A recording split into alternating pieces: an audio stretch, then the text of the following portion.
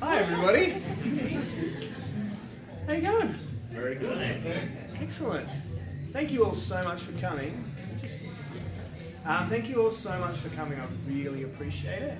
This is actually our last event for the year, or the last physical event. I had planned a big Christmas party thing, and then I got really sick for a week and a half, and I just missed the window for planning and timing, and everyone's doing their own kind of Christmassy things now. So this will be our last physical meetup. There will be one more meetup, my very first webinar, Adelaide Digital Marketing Meetup, Adelaide Meetup online, which is very exciting. So check it out on the 7th of December. Will be that event.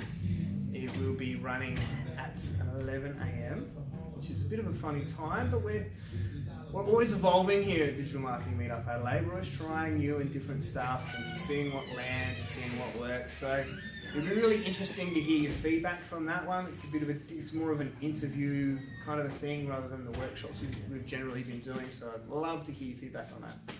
So I can see a lot of new faces here, which makes me really happy. So I'm going to go through the standard why are we here speech. Now there's a couple of people that have been here from the start. We've heard this like 8 or 9 times. And I'm not original. It's the same as it was the first time I said it. So I apologise for that. But listen, the reason we're all here is that I went to a meetup in Melbourne, SEO Melbourne meetup, Peter Mead, if you're watching, mate. There's your little plug. And I loved it. It was a room of people like you who were really interested in digital marketing. At the end of it, we met for a few drinks and some dinner, and we got kicked out of the restaurant at 1 o'clock in the morning. It was like a Thursday or something, random day.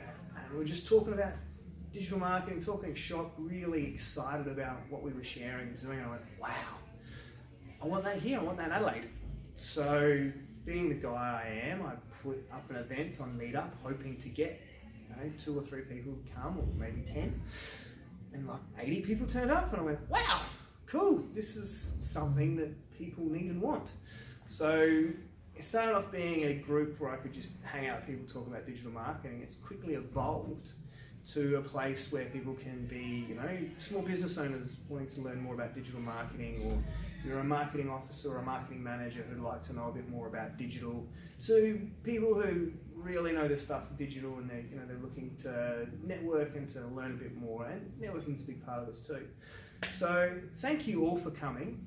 If you didn't turn up, it'd just be me talking to an empty room, and that would be weird.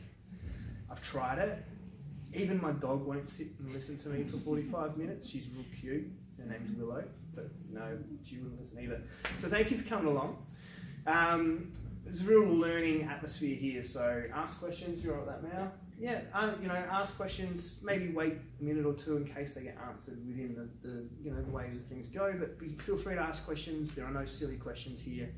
And have a great time, learn from each other, and without further ado, we have Mal. Now, I'm crap at introductions, so for those of you who don't know, Mal's kind of a big deal. He's been around in the Adelaide scene for a very long time. He's worked with huge companies like Uber, MyBudget, Sky City, another big one I'm forgetting, Adelaide Fringe, there you go. He's kind of the man, so he's going to come out here today and tell us about his experiences, and we're really hoping to learn a bit about what he's been through and what we can take away from that. So without further ado, I'm going to hand over to Mal. Cool, thanks, Corey. So thanks for having me here today on this wonderful Tuesday. Great to see so many people in the room. What kind of dog do you have? Kind of what? What kind of dog do you have? She's a blue heeler. She's very cute. Yep. I always ask that question. I'm a very proud pug dad. Oh yeah, I'm gonna make with pugs. Cool. Oh, I love pugs. I think I've seen you at one of the Adelaide meetups. So yeah, it's social media work. I've seen this guy before. Yeah, so Adelaide. So Adelaide, it's awesome. Although I did miss the big meetup on the weekend. They had the Christmas party. The Puggy Christmas. Did you go? Of course. Oh. We have another one this weekend. Oh, is it? Sunday, you have to go. Where is it? Wow, I'm sorry to like cool. Look, as Corey said, I've kind of been around for a while. So this is going to be a little bit different to I guess what a few of these other presentations have been like. I know the last few have really been more actionable in terms of actually deep diving into a specific tool and talking about how that works and how to get better ROI from that. I'm going to touch on some of that today. But one thing which I've found as I've gone through, and I'll cover this off, is that as you get further into digital, you kind of realize that the best way to do digital is not to think about it as just being digital. It's best to think about it as part of the entire marketing mix, and I'll really get into that a little bit later. So as Corey said, I'm just going to cover off a little bit about me and where I've come from. So first of all, I have been around for a very long time when it comes to digital. So I don't know what the average age of the room is here, but I built my first website in 1999. So I've been building websites for well over 20 years, although I've got to say the last 12 or so years, I haven't built too many websites. But back then, there was no education. They weren't teaching e-commerce or digital marketing or anything like that. There was fuck all resources online to be able to find out information about this.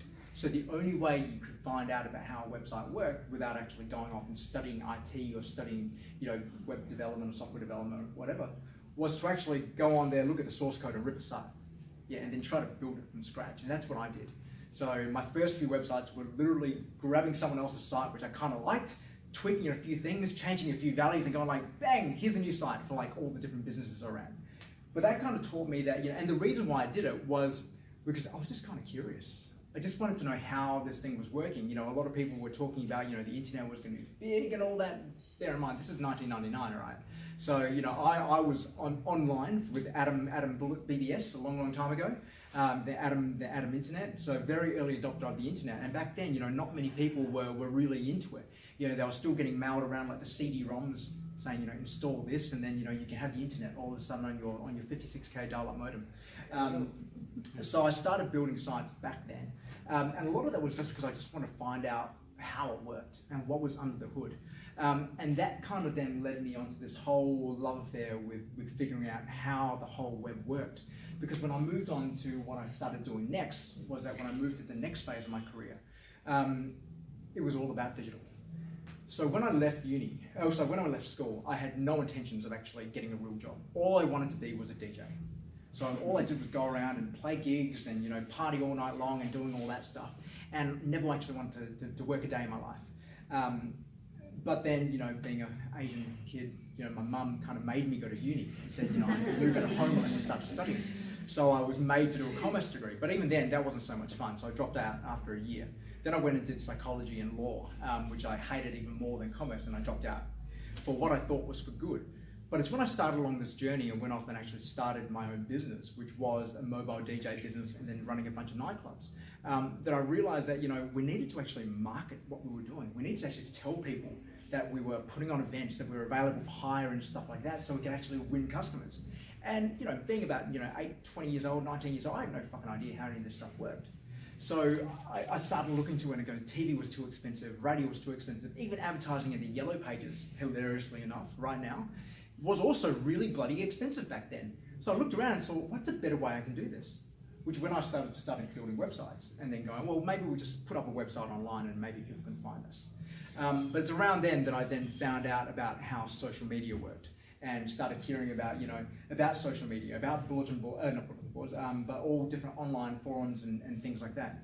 Bear in mind that we were still quite a few years away from Facebook, even coming into existence or anything like that. But there were online forums around.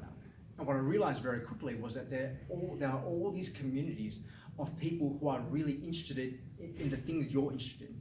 So when it came to things like music and nightclubbing and raves and parties and stuff like that, there were huge communities online which you would never find about on mainstream media, but which only existed online. So what I did was I started creating profiles and actually interacting and engaging with some of these communities with websites like thescene.com.au, inthemix.com.au, may they both rest in peace. But then started to build a community through there. And that was when I started to realize that, the power of social media, and the power of being able to connect and create these really personal human relationships with people, as opposed to what marketing at that point was really all about, which was above the line media, which is about TV, radio, print, really shouty, interruptive media. Suddenly there was a way to actually build really human, personal connections with your customers or your potential customers. That then led me into doing more and more online, building more websites, and then dabbling with online advertising. First through search, but then also display advertising and stuff like that. Buying media through News Limited and things like that for ridiculous amounts of money, which no one would ever dream of paying nowadays. But then, which also then led me to the Adelaide Fringe. And the Fringe was where I was probably one of the very first digital marketing managers in Adelaide, I think. So this is back in 2006. And they created this role for me as digital marketing manager. But it's through that I got to experiment with a lot of different things and play around with a lot of different technologies. One thing which the Fringe was awesome at, as you'd imagine an art organization to be, is that they really encourage you to go out there and experiment with lots of different things. And one of the things we experimented with is Second Life. Now, does anyone actually remember what Second Life is? Yeah, was anyone on Second Life? No? So Second Life was like a virtual world. So you would go on there, you create an avatar, and then you could go and build a house, you could build all these different things. The director of the Fringe at the time had a crazy idea of, let's build a virtual Adelaide Fringe to connect with other artists. And at the time I was like, yeah, fucking why not? So over a course of like a few sleepless nights, went off and built a virtual Fringe, built this virtual town for artists from all over the world to come in there and talk to us about everything about the Fringe, about coming to Adelaide and presenting at the Fringe. It didn't really go too well, we didn't really have that many people using it, but it was a fun experience and really taught me, as you can kind of see a theme here, about just going out there and experimenting and trying new things to figure out what the potential was. But it's through that we ended up using Facebook a lot, actually. And this is back before there were such things as business pages on Facebook, and there was an Adelaide Fringe personal profile. And we had thousands and thousands of followers, artists and and other people around Adelaide who we used to talk to about what the Fringe was all about. But just to kind of move on, then from there I went on to Adelaide Uni. Again, I was the head of digital marketing there, managed all the digital assets. I promise this about me slide will go pretty soon. There's just actually a lot to cover. But this Adelaide Uni, I headed up digital marketing there, managed all the digital assets, so managed all our paid media, our own media, but probably the thing I'm most proud of was actually redeveloping the site, which only last year finally changed from the design which I brought in a few years ago. The previous site had been there for about 10 years, if not longer, which in web years is something like 70 years, right? Yeah. So web years are like dog years. So it was remarkable that from 2011 to 2017, they kept my design, which I implemented, so that's another 42 years. But anyway, so that was probably the thing which I was most proud of, but then also to start the uni along a more digital journey. But it's through that as well where I started experimenting with marketing automation. And actually looking at how we could actually personalize a lot of our email communications based on what segment you were when you went to inquire at the university. So based on whether you came in to look at an engineering degree or looked at a commerce degree, we would tailor the email you would get back. Yeah, and then we would tailor all the content you would receive after that to be about the degrees which you had decided to show some interest in. I just saw Sammy there, so hey Sammy, welcome back. So from there, went on to a startup called Nokia, which was my first taste of what a tech startup was like. And that's where I started using HubSpot and really started getting ingrained with marketing automation. That journey didn't last for that long, so I'm going to skip through that pretty quickly.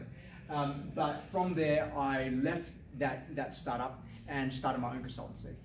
So I went off and started a digital marketing consultancy, which was a one-man band, doing pretty much everything digital, but a lot of high-level digital strategies for companies like Hague's Chocolates, Sealy Air Conditioning, so fairly large corporates like that, and really helped them along their digital path.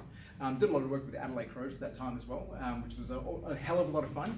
And it pleases me now to hear that their digital content team is freaking massive, when at the time it was like, you need someone to go out there and create digital content. Someone needs to be posting updates on social media about what's happening in the game, behind the scenes content, and it's great that they're now doing all of that. But I sold that business, sold that agency in 2013, so I could start doing my own startup.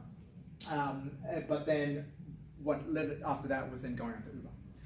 And Uber was a great opportunity for me to work with, obviously, a really fast-growing startup. And being able to do it from Adelaide as well. And that taught me a lot of things about marketing, which I'm going to cover off. But also in terms of how how you really need to move quickly to innovate and also rapidly scale and grow a business as well. So there's a lot of learnings from that through Uber, and I was there for 3 years, launched Uber in Adelaide, Canberra, Wollongong, Newcastle, starting off first in the Sydney team, before moving on to UberEATS and launching UberEATS here, which I hear quite a few people use now to get takeaway food delivered to them. So yeah, so that was a lot of fun for 3 years, but then after 3 years, my trip was up. And I moved on to MyBudget, where I've been since the start of the year. And that is really a chance for me to kind of take a lot of the learnings I had from Uber to then scale an Adelaide business, to try to take what I learned from there about growing a business globally and trying to implement that here and help MyBudget achieve the same level of scale as MyBudget transitions from being a traditional company to being more of a fintech. So anyway, that's a very long way to go through, about me and where I've come from. But what we're really here to talk about is some of the key things I've learned throughout my career, which have really, helped me, and I kind of wish I knew earlier on. And what I kind of find that, as someone who has been digital for a very, very long time, since 1999, and when I started in digital, I was very narrow-minded about it, right? I was always about, digital was the only way to do things, fuck traditional advertising, fuck TV, fuck radio, it's all about digital. And that's kind of the mindset I came in with. But through my career, I've kind of learned that that's actually kind of not the right approach to look at it. And everything needs to work together. And if all these channels work together, you can actually do more than if you just do one channel alone. So the first lesson I learned is that there is no cookie cutter approach. It always pains me when I go and speak to different agencies and consultants or whatever. And particularly when it comes to SEM and Facebook advertising and stuff like that. And they have a very cookie cutter approach to what they want to do. And they go from business to business, client to client, and they try to implement the exact same thing. But there is no cookie cutter. Everything should be tailored for whoever your client is. And I learned that pretty quickly at Uber, when if you look at where we started, back when I was starting Uber Black, the tactics we used to grow Uber Black were very, very different to the tactics which get used now. And there's no pointer in this, but if you look there at the bottom, are you guys familiar with the diffusion of innovation life cycle? Yeah. Yep. So what this shows is that you've got all the way on the left the innovators, the people who first adopt a product. Then it moves into the early majority, so the early adopters. The people who are, it's still not quite like the innovators are the guys who are right on the cutting edge. They're the ones like reading like TechCrunch and Wired and all that, looking for all the new tech which comes out in the market, and they're the first who start using it. Something new comes up, they'll sign up straight away. They've got invitations to everything, they're signed up to everything. But as something becomes more and more mainstream, it moves into the early adopters and then the early majority, which is a big bell curve in the middle, and then finally the laggards, the people who are like, your grandmothers, whatever, who are finally only hopping on Facebook, right? What we found early on with a product like Uber, because it was so new, was that you can't go in there with mainstream tactics. The tactics you use for the early majority and the late majority in the middle section there are very different to what you want to do in the innovators. If we as Uber had gone into that big bell in the middle because we thought, oh wow, tasty, there's all these people there, we would have failed if we'd gone in with the mainstream tactics. If we'd gone in with big TVC campaigns, we'd gone in with radio campaigns and all that stuff, it would have failed miserably because we didn't have the innovators on side. Particularly if you're trying to introduce a brand new product into the market, something which is brand new, innovative, and disruptive to the market, you need to first get that understanding in the market. So in order to do that, your tactics need to match that as well. So at Uber, what we did was that we focused really on how do we attract those innovators? What tactics could we use to actually bring those guys on board? They don't want to see that you've got a big TVC campaign and massive budgets. They want to know that you've got something really cool which only they know about. Something really special which you can go out to them with a promo code and get them on board, and then they can use it so that they feel that they're in the know. They're the ones who are who are the innovators. They want to feel like innovators. The early adopters want to feel like early adopters. They want to feel like they're one of the first people who are getting on the boat, who are getting on the bus and actually figuring out how this stuff works. They don't want to know that they're just like everyone else. They don't want to know that they're drinking Coke. They don't want to know that they're doing something with a mainstream brand. They want to know that they're doing something which is cool, which is innovative. But when you get into the early majority and the late majority, that's when your tactics change again.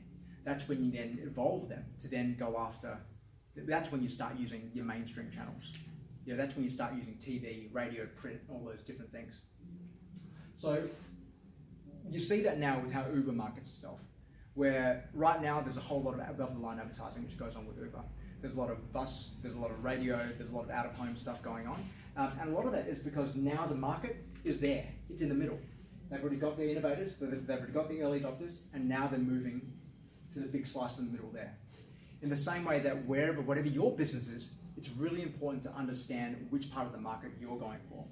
I work with a lot of tech companies. I advise a lot of startups who want to go for that middle straight away. They're very well funded, so they're going, we need to do TV campaigns, we need to do media, we need to do press, we need to do all this stuff.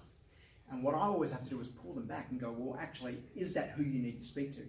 If you go out of the gate doing that, you're going to burn a hell of a lot of money talking to people who aren't ready to hear about your product. You're better off focusing on the people who do want to hear your product first of all, especially if you're bringing something new to the market, and focusing on them. Figuring out what do they want to know about. Figuring out what channels are going to make them listen to your message before then moving into the big bit in the middle. As Corey said before, happy to answer any questions as we go along. So if you do have anything you want to ask me, feel free to reach out. I'm keen to make this as interactive as possible rather than me just standing here talking to you guys. Cool. So the next part is knowing your numbers. As digital marketers, fundamentally, we all should know our numbers anyway.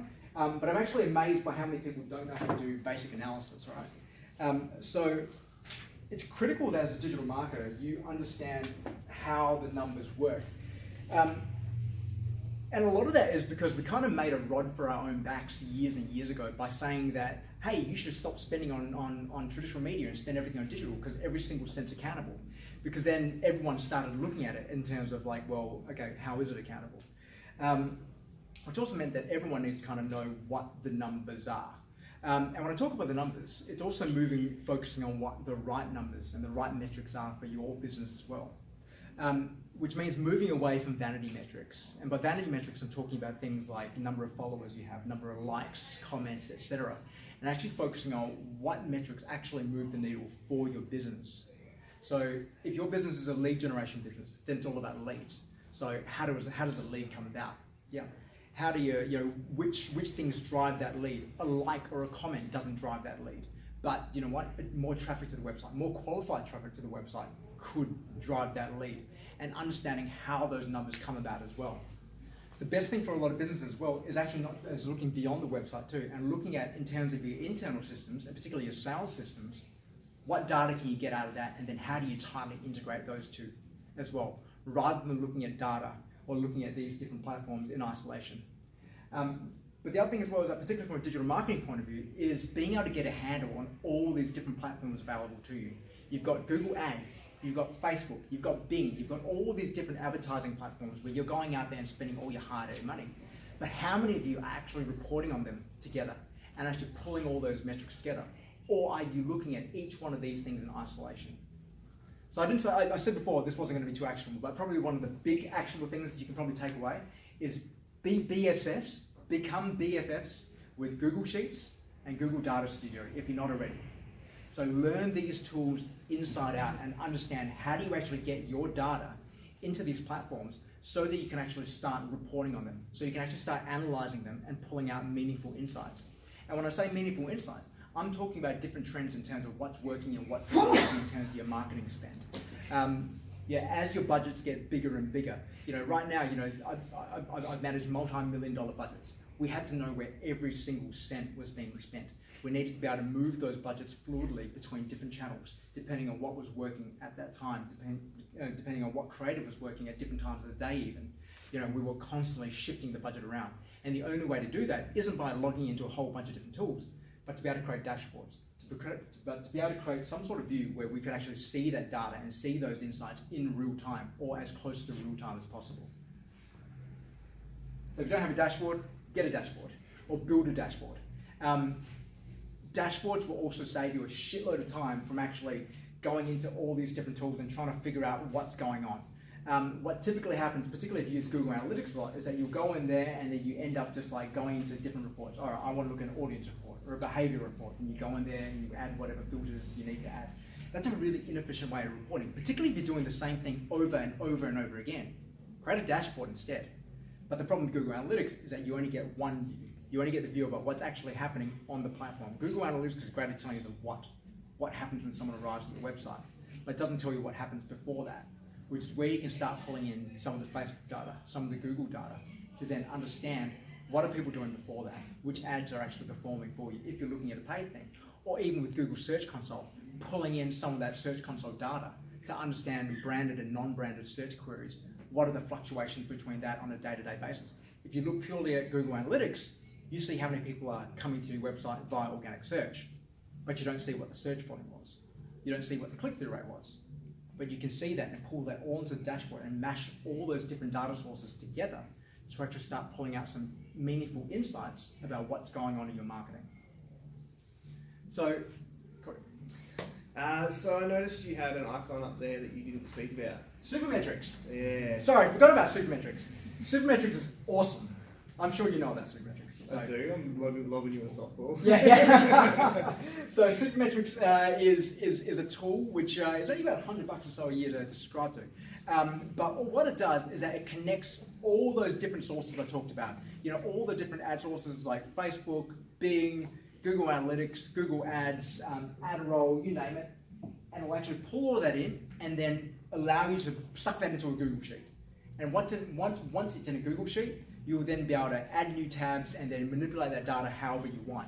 But the most important thing is that it pulls in all those different data sources.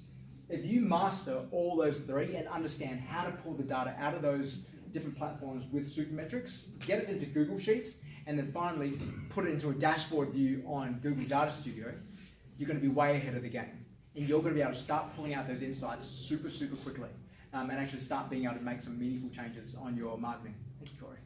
Just a shameless plug. I'll be teaching you exactly how to do that next year in one of my events. So yeah, I highly recommend going to that one. So doing what matters, particularly in digital, because there is so much available to you. There was a webinar I was on today, where people were guessing in 2017 how many channels they expected to grow in terms of customer touch points over the next year.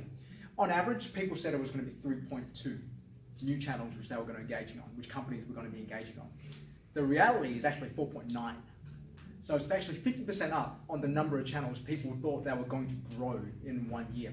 And that is only going to grow exponentially as more and more channels come onto the market. If you think back to about 30, 40 years ago, if you wanted to get a message out to your entire audience, you just need to put one TV ad on all the major channels at the exact same time, and you'd get pretty much 90% of the population. But now, because media is so fragmented, we now need to play on more and more channels. And it's one thing, and we can't really say, and complain about that and say, well, they should only be on X, Y, Z channels, because fundamentally they're not going to be. Your customers won't be. They're going to go on the channels where they're comfortable with. They're going to be in Facebook Messenger because that's where they're spending their time. They're not going to move to go back to phone or go back to writing your snail mail because you want them to. They're going to go where they want to go. So as a result, with all these different channels available to you, it's really easy to get distracted. Particularly when I look at social media. Social media can be the biggest time suck there is. It's really easy to get stuck commenting, moderating posts, and just getting lost in the rabbit hole, just going further and further down the rabbit hole in the comment stream. Jess is smiling back there. She knows exactly what I'm talking about. It's really easy to get distracted by all of these things. When you look at Facebook ads, it's really easy just to get stuck in the minutia of optimizing, and just throwing out lots of different experiments, and just optimizing the hell out of it and just going in there every day or whatever else, and just getting stuck in the weeds. What you need to focus on is actually what's important. And when you're in digital, it's really hard to actually see through that and understand what's actually important. So in MyBudget, we work in the concept of what we call WIGs, which is wildly important goals, which is actually to focus on, as a business, what is the key metric? What is the one goal which you as a business need to accomplish to move you forward? That could be growth, that could be retention, that could be whatever it is. What you need to do is then figure out, you as a marketer or you as a digital marketer, what do you do on a day-to-day basis which actually contributes to that goal, and focus on that. Because it's really easy to get stuck on the left there, the whirlwind. The whirlwind is all the stuff which you need to do on a day-to-day basis. You need to send out that email campaign. You need to reply to that comment. You need to let someone in another team know that someone said something nasty about the CEO. You need to do this, you need to do that. You need to optimize campaigns. You need to change creative. You need to make sure that your meta descriptions are right. You need to do all these little things. it's really easy to forget to do what's important. And what's important is what's going to drive the business forward. So for any marketer, for anybody working in this industry, it's remembering that whatever you do isn't about the platform, isn't about digital. It's all about how do we grow this business? How do we actually move whatever business I'm in forward? And making sure you focus on that. Rather than focusing on, we got 10 extra likes this week. You know, we've got 25% more engagement on our Facebook post. If I'm a CEO, I'm going to say, I don't give a fuck. Yeah, I don't care about that. I want to know how are you, with what you're doing relating to our goals as a business. You know, how are you moving us closer to that? And you get that by making sure that you are focused as well on that week, on that wildly important goal for your business, and thinking about what do you do in your day-to-day which really aligns to that. So, digital doesn't live alone. And this is something which I touched on before, but it's something really important to make sure we all remember, is that when I started off in digital marketing, I had this view that digital could do everything. You know, digital could drive all the leads because it was totally accountable, right? I know that Facebook drives X number of leads. I know that search, I know that my SEM campaigns are driving X number of leads. So because of that, I know that if you gave me all TV's budget, which is 3 times the size, I'll be able to get you 7 times more leads because digital is 2.5 times more efficient. But that's actually bullshit. If you took away all that budget from TV and chucked it all in social or all in search, it would tank. Because all these channels live together. They don't work in isolation. They all work together. So if you're a digital marketer who's sitting there in your little digital marketing bubble, get out of it. Go speak to the other marketing team. Make sure you're across what they're doing and what you're doing aligns really, really closely with what they do. So a lot of that is driven by a lot of digital marketing is direct response. And by direct response, it's about going out there and generally getting a click, getting a conversion, getting someone to sign up to whatever you want them to sign up to, right?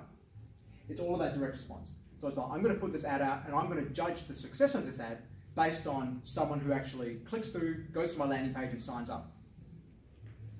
But a lot of studies, particularly this one from Peter Field and Les Burnett, and this is a study which has been going for a number of years now, shows that you get that spike, which is that red line there for direct response advertising. As soon as you turn it off, it drops off straight away. There is no residual effect. As soon as the advertising stops, people will stop going to your landing page. Although Corey will say, unless you've got really great SEO going on. Well, I mean, I could say that SEO is part of brand building. So. It will, correct. I knew you said that, Jess.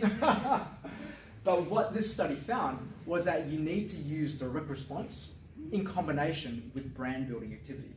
Because if you can use both together, you're going to have more residual benefits from that as well. And what I mean by that is that by growing your brand, your direct response activity becomes more and more effective. Rather than direct response operating in a vacuum and only doing direct response, you need to layer that with your brand building activity. Things which continue to create an emotional resonance with your clients, with your audience, so that even if the direct response stops, they're still going to remember your brand because you've done something memorable. You haven't just tried to force them to a landing page to sign up for something. You've tried to create something which sticks in their minds. Because direct response advertising doesn't stick, but the brand building stuff does. So a great example of this is Officeworks. And anyone who works with me, I talk about this example all the time. Is that if you look at Officeworks campaign, they've actually got 2 things going on. They've got the brand building campaign, which talks about how Officeworks helps their customers build great businesses. It helps small businesses get the things they need to create an awesome business. That's their brand building. They do a lot of TV, they do a lot of radio, they do a lot of things to really drive that message home. But then they layer that with direct response. And with direct response, it's bus shelters saying buy 10 folders for $2.97. You're more likely to respond to that direct response message if you've seen that brand building message, because that brand building message has left an emotional impact on you. So when you see the direct response, you're going to act on it. You're more likely to act on it. So if you look at both of those working in unison, by doing the brand building and the direct response actually becomes more efficient. So rather than just trying to do one in isolation, think about what activity you're doing is actually going out there and building your brand. So you don't necessarily need to use above the line channels like TV, radio, etc. for this, but there are other things like online video is a great way to be able to do that, to be able to go out there and share a story, and tell a story about your brand in a very efficient way without having to go to above the line media. But having said that though, TV is extremely efficient. And again, I love charts. There's this chart here, which shows that, it's actually really hard to say, so I'm really sorry for putting this up there, but how different channels work in unison. If you only use one of these channels by themselves, so I'm going to use the, you can see in the middle there, that green line, which is pay TV. If all you did was pay TV advertising, and what this chart shows that if you spent X amount of the budget, which is that bottom line there, on one of those channels, that's the sort of awareness you could reach. So only TV, only spending that amount on $4.5 million on pay TV, which is that middle green line, will get you roughly about 82% awareness. But when you start to layer that with everything else, and you go towards a multi-channel approach and actually use pay TV, digital channels, social, search, radio, print, TV, you can start moving towards that 100%, which is how you actually use all these different channels in unison, and it's a compounding effect as you start to use all of them together, rather than just using only one. So, data. I talked about data before. Data is critical to all this, but it's also about then taking the approach of being a bit of a scientist and thinking about what can you do to actually continue to optimize and test. In digital, we talk a lot about that. We talk a lot about optimization, we talk about testing, but rarely do I ever see it done in a rigorous fashion. We go like, okay, well, let's test this. I think this copy change is going to work. Well, I think I'm going to try a new image. But we don't do it in a scientific method. And scientifically means doing it in a rigorous formula where you are testing different variables against a control group and a treatment group every single time. Any scientists in the room? Anyone familiar with the terms control and treatment? Yep, great, a couple of people there. What I mean by that is that rather than going in there and going like, hey, I think if I make this change, like let's say I talk about a process. So I want to reduce churn by 10%. I want to reduce churn by 10%. If I change this one bit in the process, it's gonna, I think I'm gonna be able to change it. I'm gonna be able to reduce churn by 10%. So what I do, as a business, I go out there and I then implement that change. I go and implement that change and then across the entire business. And then churn gets to reduced about 5%. And I go, okay, well, it kind of worked. So I'm gonna keep doing that because there has been some sort of impact. But the problem is I don't know whether that impact happened because, that change happened because of what I've done, or it would have happened anyway. So when I talk about a control group and a treatment group, it means that you get a treatment group, which is only, you get a cohort of that entire population, a small sample of that, and then you test against that. You put your hypothesis and you run that experiment on that treatment group. And at the same time, you get another group, a control group, who you don't apply that to, and you look at the changes there. You look at what the impact is on the treatment group versus the control group. And if one changes more than the other, then you know what you've done has worked or hasn't worked, as the case may be. So at Uber, we were obsessed with this. Our CEO, Travis, our former CEO, Travis was very big on this. He considered himself a bit of a mad scientist himself. So everybody had to go in there with hypotheses about different experiments which we could run to move certain metrics, whether it be getting people to take more trips, to getting drivers to stay on the road more. Every single time we worked in 2-week sprints. We always went into each sprint with a bunch of user stories, which we would then, over the course of the sprint, actually run an experiment to figure out, will this actually work? Will we actually be able to move the needle? In the same way, when you look at your digital marketing activity, think about your email campaigns. Rather than doing an email campaign as a set and forget, you've got a welcome email. Bang, okay, I'm gonna create that welcome email. It's done. Constantly experiment with it. Every single time you send it out, carve off 10%, 20%, whatever that sample is, and run the experiment on them. Try different subject lines, try different creative, and see whether that's going to move the needle and get them to improve conversion or improve whatever the metric you're trying to move is. It's really important to do that, and that's something where throughout my entire digital journey, I've become obsessed with doing that, about making sure that we're constantly looking to eke out all these different marginal gains. Asking your users early and asking them often is super important, particularly when you're talking about doing any major projects like a website development or something like that. A number of years ago, I was called into a website project very late in the piece, a fairly well-known business. had decided to drop $250,000 on their new e-commerce website, expecting there to be some massive gains. But as they kind of got through the process with their agency, they started to get a little bit nervous. And they came to me and said, "Hey, Mal, we've spent $250,000 on this website. It's everything which we want, but we're not really sure as we expect." And when we looked at the site, one of the first things we looked at was actually then getting in the users. Yeah, and bear in mind that they'd gone quite far into the process now. They dropped $250,000. There was probably another 50 or 60K to go to pay on this thing, but they hadn't actually spoken to any users. So when they brought the project to me, the first thing I did was actually coordinate a bunch of user groups, actually bring in and do some comprehensive user testing, bringing in some of their high-value clients, and actually getting them to sit in front of the computer and actually work through how the site actually works, to do some proper user testing and run through a bunch of different scenarios. And it was pretty quick that we were able to find out that how they designed the site wasn't how people actually purchased their product. But because they went to the agency, you see this cartoon, with basically a checkbox of we want to do this, and this, without actually thinking about how users actually wanted to do that, they missed one fundamental step, which is users don't buy that product in that way. What actually then happened was they then actually had to spend another 100,000K to get it rebuilt so we could actually do that, because they, for some reason, decided to buy a bespoke e-commerce platform, which was customized to ship, and had to build it all over again. That could have easily been solved by actually going out there initially and talking to your users. If you are going to embark on any major digital project, or actually, matter of fact, any project in general, go out and speak to your users. Get to know your users really, really closely and understand what their problems are.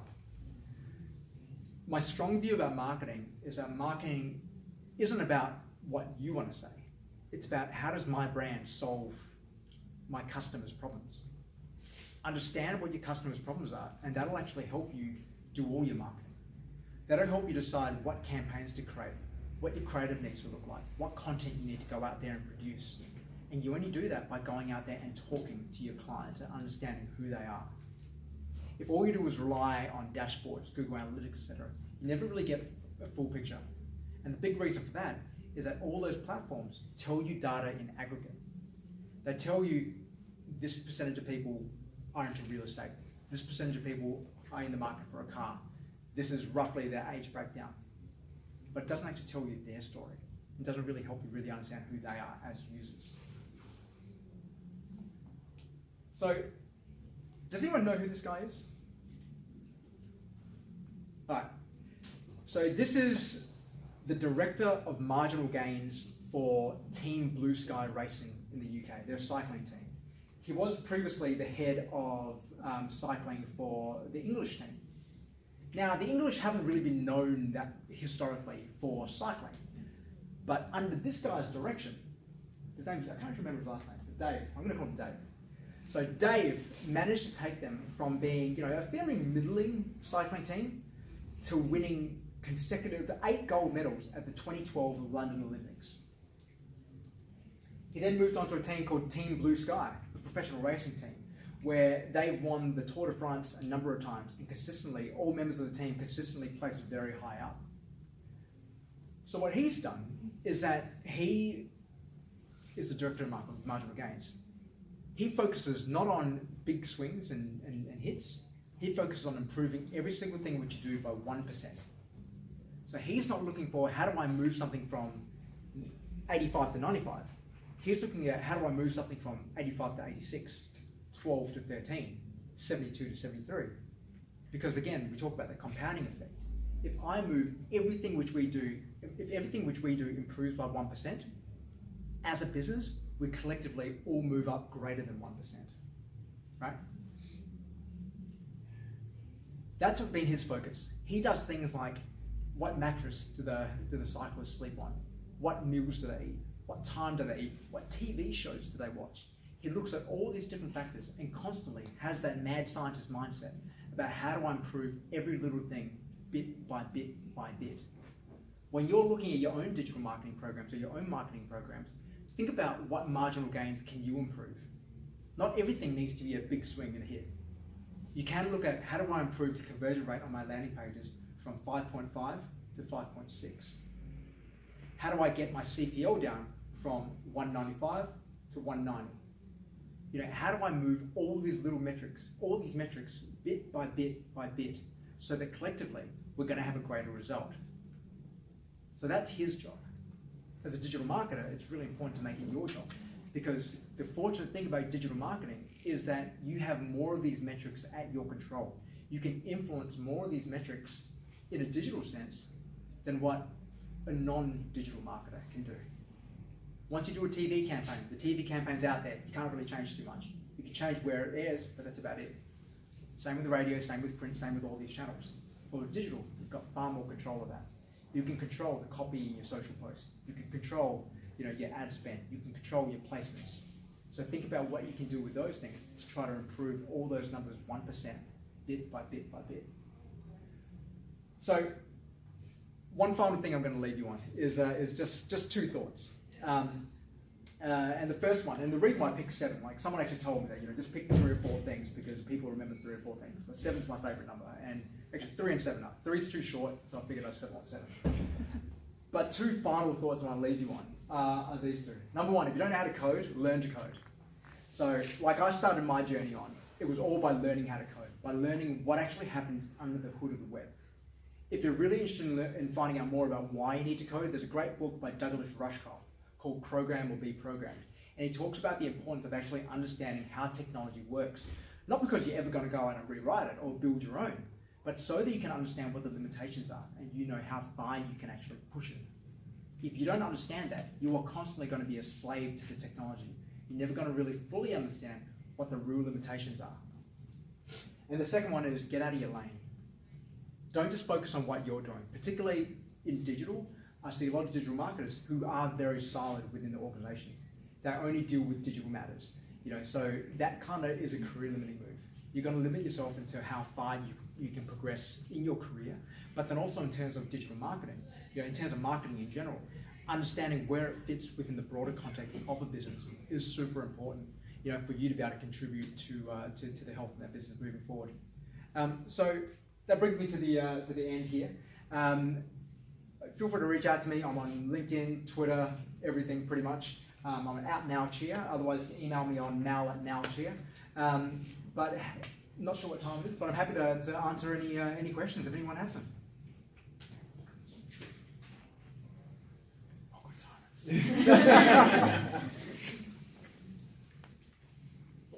No, quick. Got one in the back. When you did the 2-week sprints at Uber, what was the system of how you sort of decided what we're going to do? Yeah, how to do that and how to sort of move between those sprints and how to sort of look at those metrics.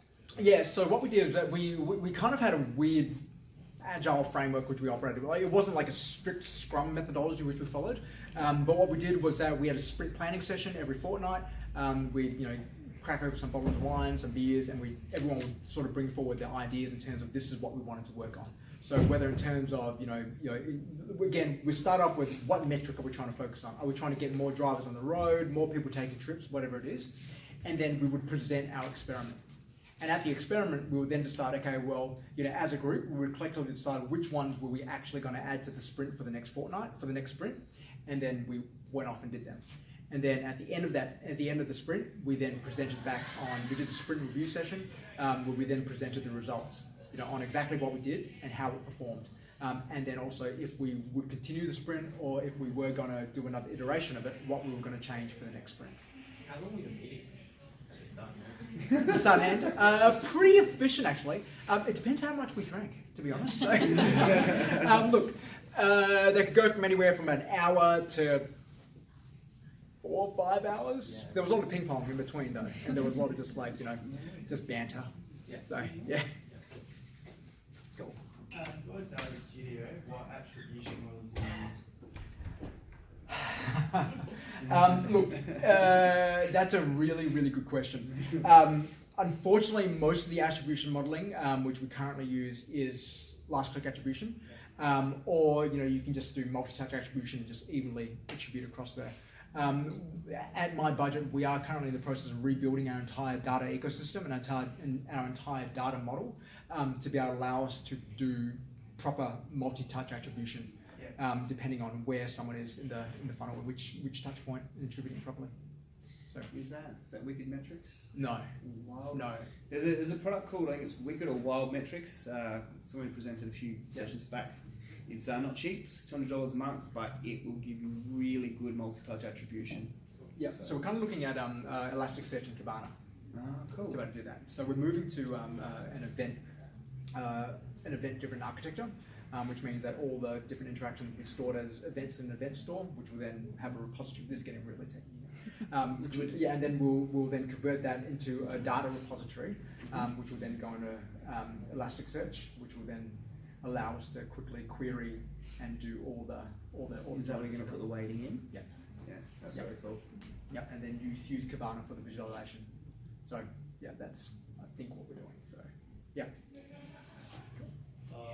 As you have advised that we have to focus on all marketing platforms, but for small business owners, which marketing platform we should choose and which would be best for their initial phase and of course cheaper?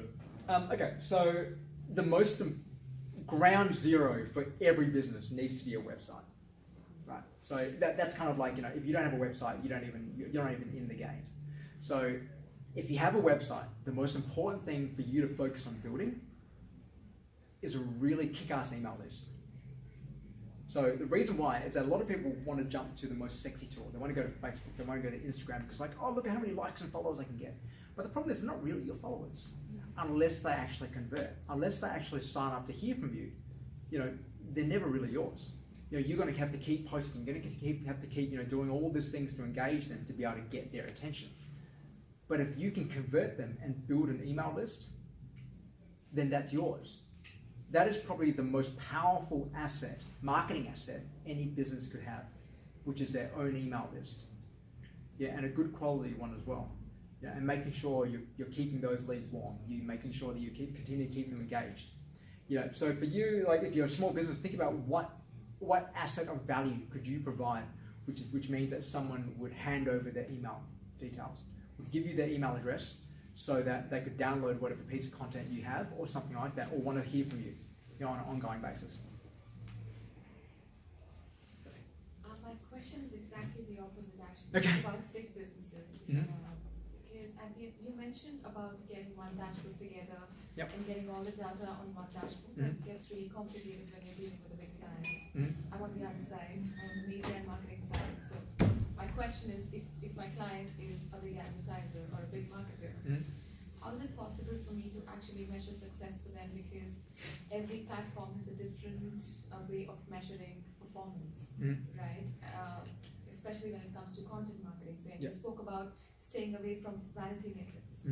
How is it, because there is, even IAB doesn't really give any clarity as far as measurement is concerned, because every time I would say the conversation moves from one attribute to the other. How is it possible to measure success in a complicated scenario? It's easier for smaller businesses, but when it comes to maybe an FMCG client, how do you actually define and measure success? So success isn't necessarily just about the sale. It's also about share of voice. It's also about brand search queries. It's all if you look at share of voice being one great metric, it's like how much of the conversation does my brand own. So you can use different tools like Social Studio and stuff like that to be able to actually look at, well, how many mentions do my competitors get versus my brand. So that could be one of the metrics which you look at influencing, or it could just be generally website traffic. In general, I talked about Google Search Console before. How many people are searching for my brand? So in terms of like your brand search queries, is that increasing? Through this activity, is there any correlation between what I'm doing and more people searching about my brand? But then also there are platforms available now. We're going back to the attribution question, which will actually allow you to be able to track. Okay, someone who comes to my website downloads this piece of content, or is exposed to this piece of content. Do they then come back to my website and buy? So it tracks them on. They don't need to convert. They don't need to do anything. But it will just drop a cookie on their device and know that okay, they came here and watched this video. Great. Okay. Then 30 days later, do they come back and then buy something from me? And then it can look at, well, yeah, there's that multi-touch attribution there. They came first to do that, and then they came to do that without necessarily purchasing. Does that make sense? sales is still easy to measure, Yep. and click-through is still easy to measure, but when it comes to actually moving mind measures, Yep. how do you measure that? What are your measures? Mind measures is basically, is my brand, has my brand moved up the chain as far as consideration is concerned, or do people perceive my brand in a different manner now? So how do you actually measure those? Oh, okay, you're right. Yeah. Yeah. Good old-fashioned market research is actually the best way to do that. Going out there and doing brand health checks and just asking There's no hack in digital media. So there is no hacking that. Just going out there asking a just standard unprompted and prompted awareness question, and then looking at brand perceptions and stuff like that. That is actually the only way to do that. Yeah, it's an inexact science, but in the absence of perfect data, just go with good enough data.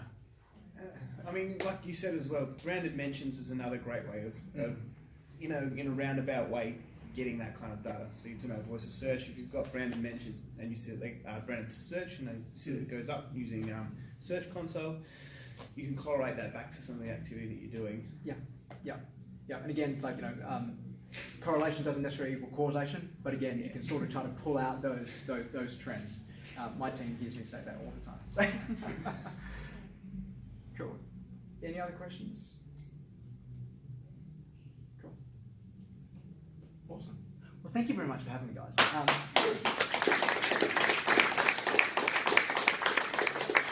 It's been a lot of fun. I'll be sticking around for a little bit. Happy to answer any other questions. Otherwise, feel free to connect with me. Thank you very much, Corey, for having me speak today. So hopefully that was useful. Thank you all so much for coming. As I mentioned, this will be our last physical event, short of something miraculous happening. You never know. But from the bottom of my heart, I want to thank each and every one of you for coming, for the people who have come to all my events, to the people who may never come again. Thank you for coming once. Thank you so much. Without you guys, I wouldn't be able to make this happen. So stick around, have a drink. Ask me some questions. Yes? Corey, so this is the first time that I've been Excellent. To this meetup, and I noticed that you had some really interesting past meetups. Will you be repeating any of those next year at all? Great question. I have really thought about that because some of them have been quite popular and I've been asked about. So I'd be happy to repeat any that people are interested in. So if you want to give you some feedback on what you'd like to see again, I'd be happy to revisit them. We're also doing a bit of incremental improvement. So this video will be better than the last videos because it's not being shared to Facebook. And I will have a mic in the session after this. So I'm looking to build that quality. So my goal is eventually that I want you all to come, but if you don't, you can still come along. You can still see the YouTube videos. Is there one in particular that you would like to? Oh no, at the top of my head I can't That's fine. But I do remember that there were quite a few actually. Yeah, I mean the Facebook marketing funnels was really popular when we ran it, so that one's one I'm thinking about doing again. The AdWords Basics was another one where people wanted to get this. I don't know why. It was an hour and 20 minutes of me talking, and I had 103 slides. It was nuts. And people want to go through that again with me, which just seems insane. But I'll do it. It's fine. I've got some additional stuff. I didn't even cover remarketing. That was really just. I call it the beginner's class. It was more like a 2-day workshop, squeezing in 20 minutes. But yeah, no, absolutely. I would. I'd love some feedback on that too because I saw your Facebook funnels and I thought that was really good. So. Cool. I'm more than happy to do that one again. And Facebook that was almost a year ago. That was in February. And Facebook has changed dramatically since I put that on. Now you can run experiments. When I ran that event, you had to run them manually, but now you can just say experiment. You can experiment with different types of content.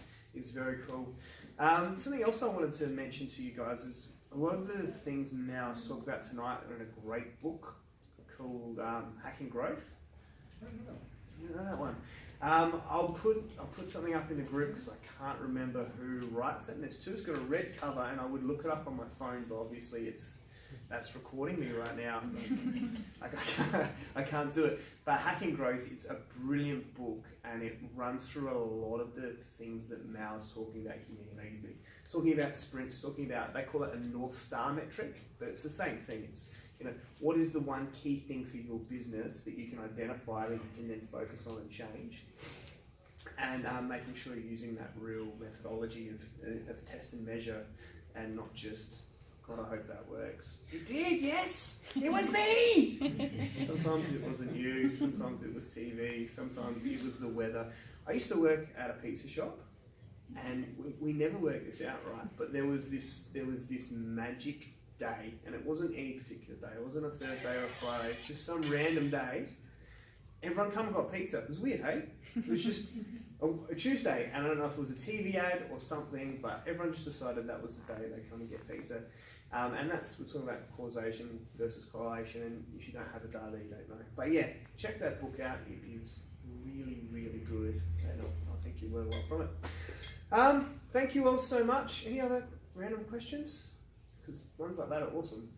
No? Well, I will hopefully see you all next year, and thank you so much for coming.